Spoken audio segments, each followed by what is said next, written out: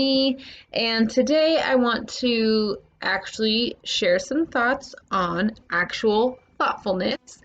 Um, my husband and I pretty regularly have conversations about just like what are we teaching our kids? What do we want to teach our kids? What do we need to get better at? And when we have a kid almost turning 10, just feels like we are running out of time. We got to dial this in. We got to get it right. So, anyway, we were talking about thoughtfulness, and I wish so much for my kids to be thoughtful. And it turns out that a lot of thoughtfulness is caught and not taught, so we have to model it. And if we model it, then I think that it will just be something that comes really naturally to them. The one exception to the caught and not taught rule is silence. I would say sometimes silence is the most thoughtful thing that we can do. And for example, my 7-year-old bought a dress and she was wearing it the other day and she was just telling me how much she loved it. She loved the material and the color and all that stuff. And then the 9-year-old, who was just in the room and not a part of the conversation, offered her 2 cents and said, I really don't like the color. I don't really care for that dress and I don't like it. And so I quickly told her, like, that was unnecessary. You were not even in this conversation. You did not need to give your opinion on it at all. So next time, don't say anything. It's not that hard. Just be silent. So that is one thing where we might need to point that out. But I would say the rest of these are going to be more modeled than a situation where you need to point something out. So I made a list and I'm going to go through it. The first one, driving. I feel like we can definitely model thoughtfulness while we're driving. We can let people in. We cannot get angry. I'm sure this has already crossed your mind, but it seemed like an easy first one. So let's be thoughtful drivers. Next one, gifts. If someone has given you a gift, it is really sweet to just reach out to them occasionally when you are using it and enjoying it and just let them know that you are using it and enjoying it. And I just think it points out their care and thoughtfulness, and it'll just be a sweet text for them to get. And it's not a lot of effort and doesn't take long for us to do that. Thoughtfulness towards the elderly. If you have any grandparents or great grandparents in your area that you can spend time with, I just think that it is so important to be doing that with our kids and modeling that. We need to carve out the time. We just do, because they have a limited amount of time left and we just want them to enjoy their final years, months, days, whatever they have, full of their family and their grandkids and love and care.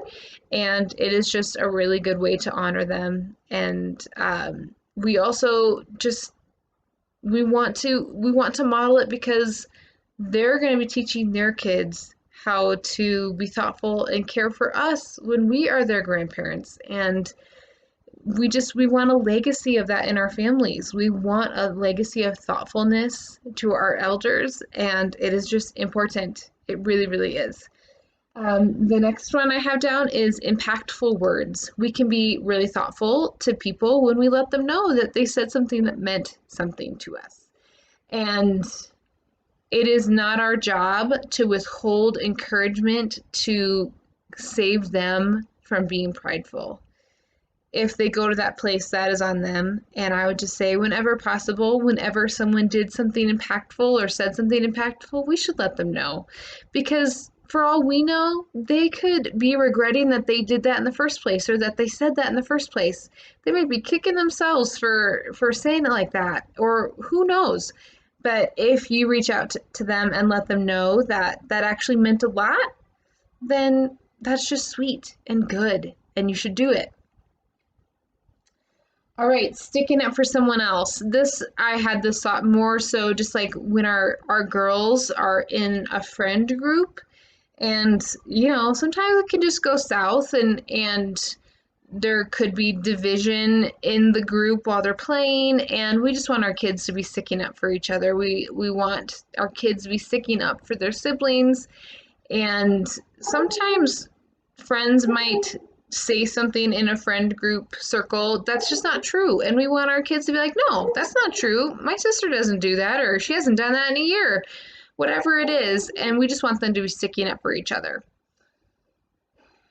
Sharing and hospitality. This is definitely something that's modeled. And I was actually talking to my mom last week about just some of the things that I feel like I caught in my childhood from her, and hospitality is definitely one of them. And I'm just so grateful. We had people over to our house for dinner all the time when I was little, and it impacted me enough that it's something that I enjoy doing too. And I just feel like the effort of inviting a family over or a person, whatever it is, like it's a thoughtful thing to do. And those people appreciate it, even if they have to turn you down or whatever it is. But so this one is one that might take a little more effort, but again, worth it, worth it. And we want our kids to share. And that means that we need to model sharing things ourselves. Even if we're risking them getting broken or lost, we just share because we can and we have it. All right, this one's a big one, and it is inclusion. I would just say, even if you think they don't want to or they can't, just invite people. We know for our own selves how it feels to be included or not included. So let's just include people. Let's just do the best we can and invite people whenever we can. There are definitely reasons to sometimes have smaller groups or have like a very specific group. If you want to just keep it family sometimes, that's fine. I mean, we have to take it case by case, but we could do a better job of including, I would say, just across the board. And if you are doing a smaller group and you're not including people, maybe just don't put it on Facebook. Don't let the whole world know that you had a really exclusive event with just a few people and there was a lot of other people not invited. It's just not helpful. So yeah, inclusion when inviting people to things. And then I would also say inclusion just with friendship and reaching out and trying to become someone's friend. I did watch a video from Nicole Walters. She is a woman of color, and she was speaking to white people, myself, and just so appreciated her thoughts and her courage. And I would just say to anyone who is white like me, I feel like the biggest thing I learned was we kind of give ourselves a pass because we're saying, oh, I treat everyone equal. I'm not a racist. And it's not enough to just not be a racist. We have to be an anti-racist. We have to be actively working against racism and exclusion.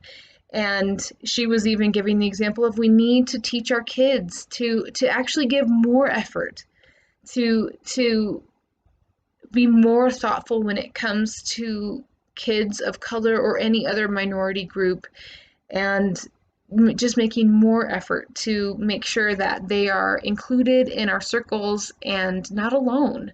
And that's just something that we can do a better job of teaching our kids. It's thoughtful. We want to teach our kids how to be thoughtful.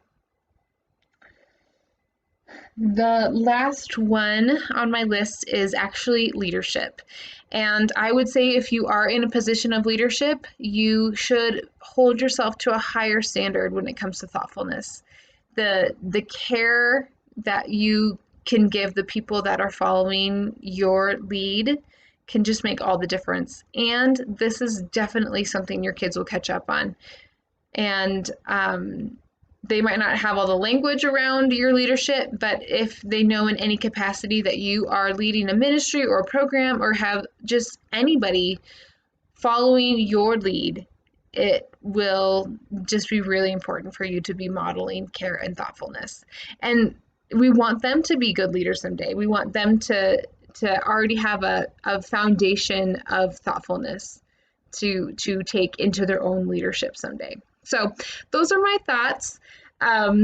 Just to wrap it up, like we can be thoughtful without ever expecting thoughtfulness to be returned to us, just because it is the right thing to do, and it makes our world a better place, and it is worth it. So thanks for tuning in, and I will catch you next time. Have a great